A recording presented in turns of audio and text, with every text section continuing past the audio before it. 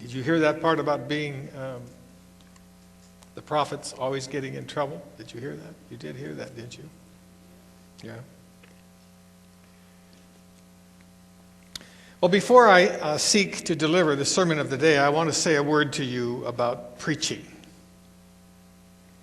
and how I approach this business of preaching. You need to know that I don't come up here week after week believing that I'm full of wisdom surrounding the complicated issues of living in the 21st century. I've lived long enough now, however, that I do have a certain perspective that I bring to this task. I try to avoid any pretense that I am jam-packed with answers to the big questions of our era. I learned a long time ago that I didn't have to provide answers so long as I helped frame the questions rightfully, because asking the right questions is often as important as giving the answers. Thus, many, not all, but many of my sermons are composed of conversations that I have within myself. I am a believer in the good news of Jesus, and I have experienced a certain calling to try to interpret what the gospel means for our time and place. It's not an easy job particularly, but it's a job that someone has to do.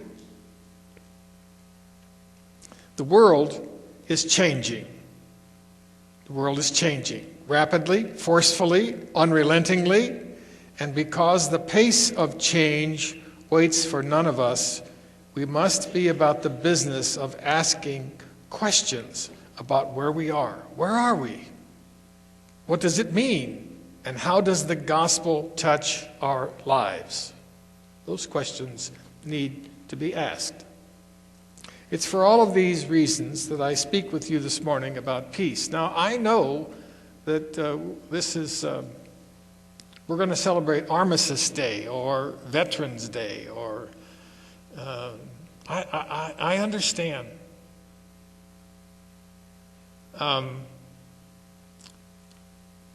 But Armistice Day was first a celebration of peace after the First World War.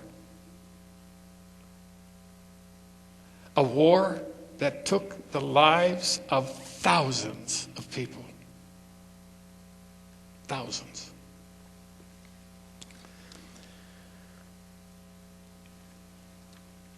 It is for all of these reasons that I want to speak this morning about peace. It was June of 1995 that I was asked to preach at the Hoover Auditorium in Lakeside, Ohio. I was asked to address the subject of peace with justice. That was my assignment. That was 19 years ago, and enough has changed that I've revised this sermon to bring it up to date. So let's begin with the understanding that Jesus was much interested in peace.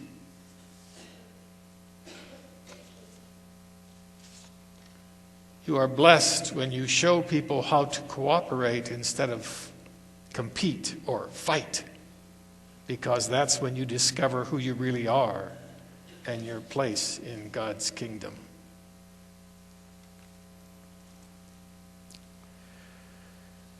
It's from the Beatitudes, of course. But if the subject of peace was important enough for Jesus to consider, I'm not going to apologize to you for being a subject worthy of our time and effort now. So where do we begin? Well, I need to begin with sharing with you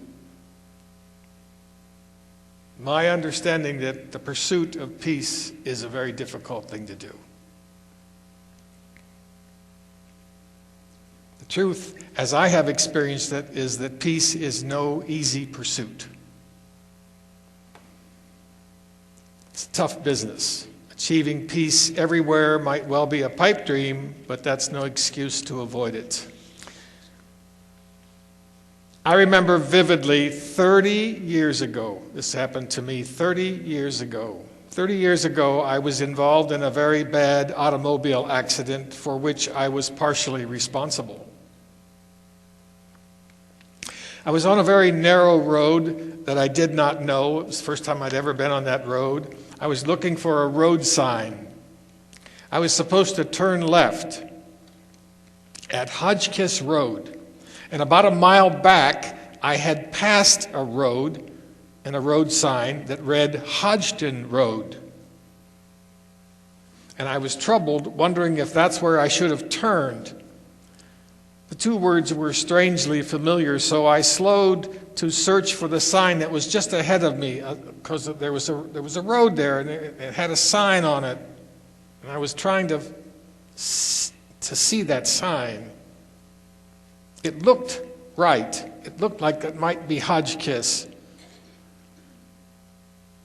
Meanwhile, I did not notice that my left turn was going to have to be negotiated just under the crest of a hill, which meant that my car was hidden from oncoming traffic.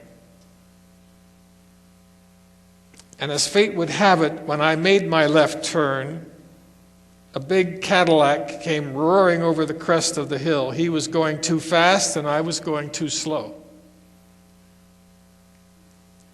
And there was that terrible and frightening moment when I realized that something catastrophic was about to happen, and there wasn't a thing that I could do about it.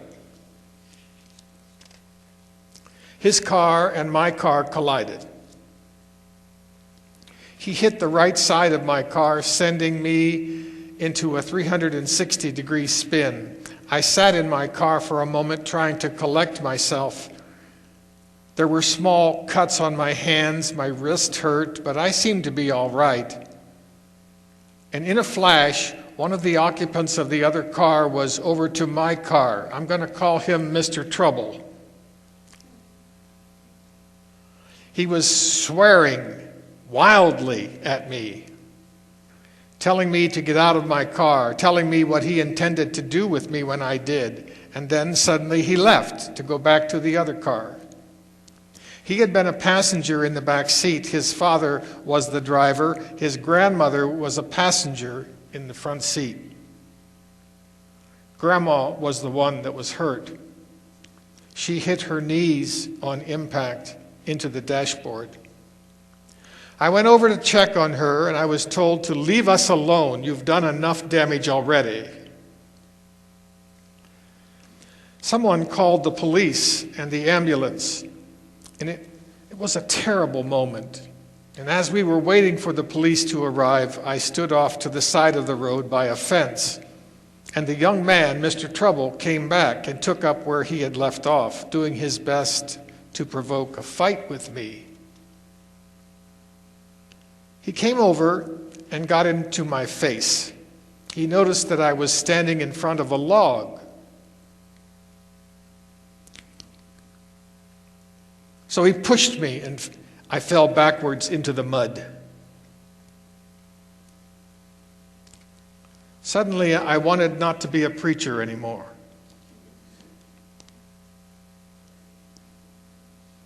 I didn't want to be a public figure. Every impulse in my body wanted to fight. Somewhere in my brain, I imagined my fist smashing into the face of that brash, undisciplined young man. He stood over me as I trembled, not so much with fear as with rage. Yet somewhere deep inside of me, I knew the futility, the stupidity, the foolishness of physical violence. What would I gain? He had offended my dignity, to be sure, but then I had been offended before, and I would be offended afterwards as well. Somewhere, I heard the voice of Jesus saying that if a man strikes your face, turn to him the other cheek.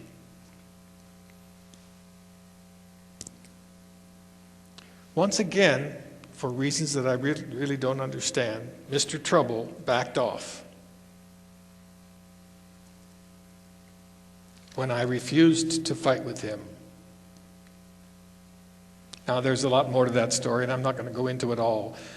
I do not share this story with you, this very real account, in an attempt to lift myself up as some great peacemaker. I share it with you as an example of how difficult this subject of peacemaking is. It's hard to be a peacemaker.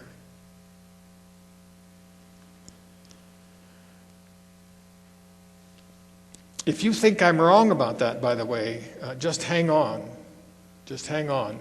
You'll live long enough to know and to experience your own struggle with being a peacemaker. It's hard business. It's hard business. It's hard work. Do you really need for me to be more graphic about the ills that plague this globe? Do you really need 15 more illustrations about how fiercely difficult and polemic the human family can be in our relationships with one another? Do you not get enough of that each day via the television newscasts, via the newspapers, via the radio? Is anyone in serious doubt about how completely essential peace is for our time? Back in the early 50s, when I was a student in high school, East Canton High School, there were those rare fights. There would be the customary posturing, very much like the gorilla, pounding his chest, And each combatant would try to convince the other that he was making a big mistake. And when that failed, the two would get into it. This usually took enough time that someone went to get a teacher and the fight was broken up before anyone was really hurt. Yeah, but that was... How long ago was that, Earlene? 65 years ago. 65 years ago. Today, there are few fights with fists. Today, people tend to use not their hands, but they use guns or knives or Uzis.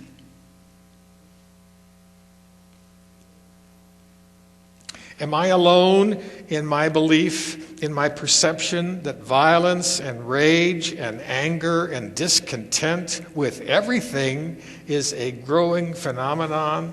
People seem quite willing or perfectly able to get upset with almost anything, big or small, profoundly important or trivial. Doesn't seem to matter a whole lot. So where do we go and what do we say about peacekeeping? I'm not going to try to address the international scene. That's beyond my level of experience, but let me begin where I think we have some chance of success. I think it has to start in our homes. I think peacekeeping needs to begin in our homes. It's pretty hard for children, if not impossible, it's pretty hard for children to grow up in a home where mom and dad are in constant struggle for dominance, where mom and dad are angry with one another all the time. There are homes where arguing and swearing and abuse and confrontation are everyday happenings. There are homes where anger is the dominant culture, where anger rules. Peace needs to start in our homes. Peace needs to be a topic of conversation. Peace needs to be discussed, needs to be talked about. Peace is a decision. Peace is a decision. It's an agreement that we are not going to perpetuate or allow a culture of anger or violence or recrimination to dominate our house. Peace is not one person demanding capitulation on the part of everybody else. Peace is a decision. It's an agreement that though we are different people, we can achieve a peaceful home.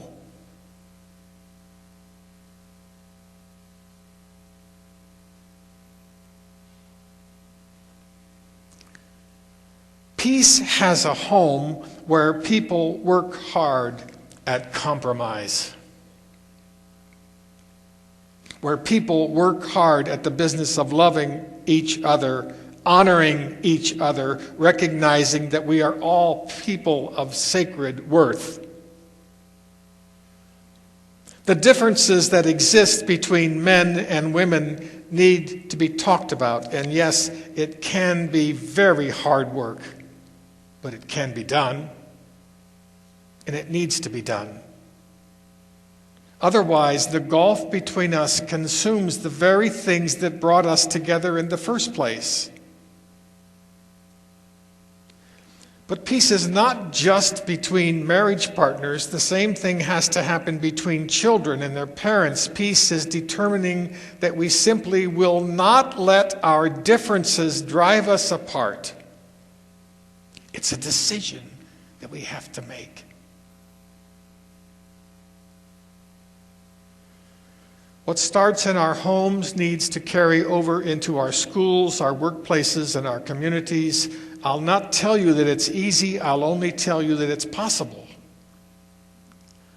The simplest thing to do when people differ is to fight. That's the simplest thing to do. It's easy. The hardest thing to do when people disagree is to seek a new understanding. That's the hard work.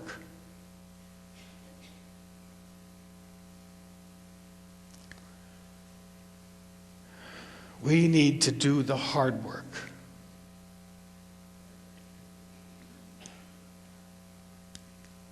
The easiest thing to do when people differ is to insist that I am right, you are wrong, that's all there is to it, period, end of conversation. That's easy.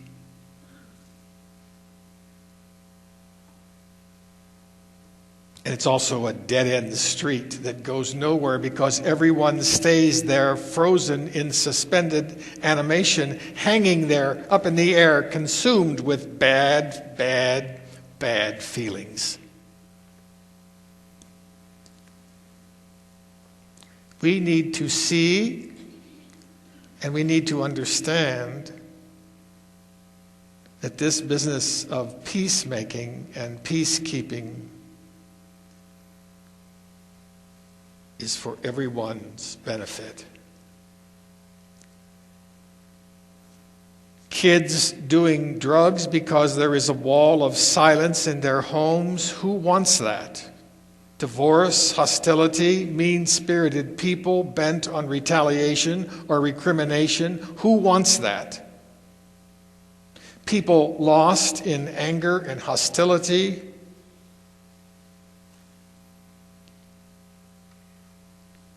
Do we not now understand that anger and hostility bruises our spirit? It makes us less than we are meant to be.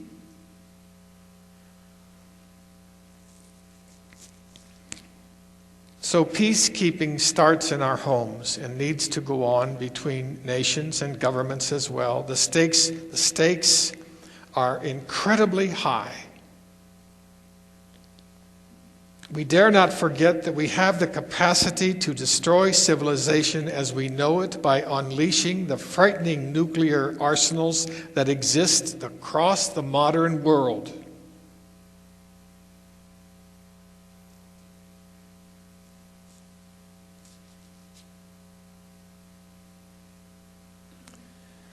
And when I speak about a nuclear war, I'm not talking about throwing pebbles at each other across the river. I'm talking about the possibility of an atomic conflagration so hot that it will melt the mountains and turn our cities into ash heaps. If peace is part and parcel of our mission as Christian people, and I believe it is, then we need to know more about forgiveness than we know about fighting. We need to know more about renewal than we do about retaliation. We need to know more about resurrection than we do about retribution. We need to know more about constraint than we do about condemnation.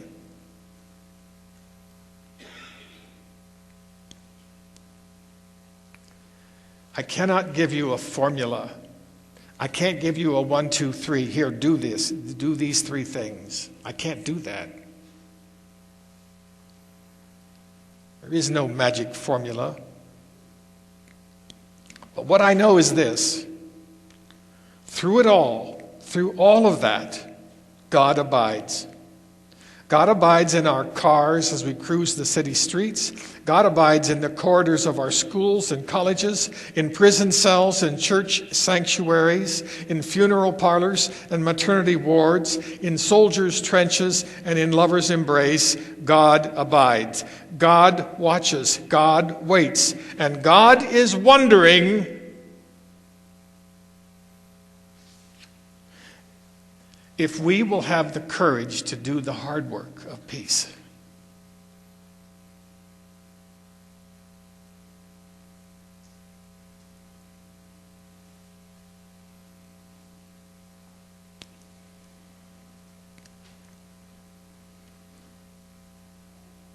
We need to be praying for one another, dear friends, that together we will pursue the avenues of peace. I brought with me today a little vial. I've done this before with you, and I'm going to do it again.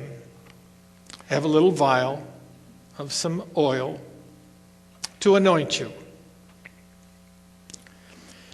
If you are of the understanding that we need to work at this business of peace, I want to invite you to come forward. I'll anoint you with a little oil, and you can go back and be seated and be in prayer. I'll give you a chance to do that now. It's up to you. It's your call, not mine.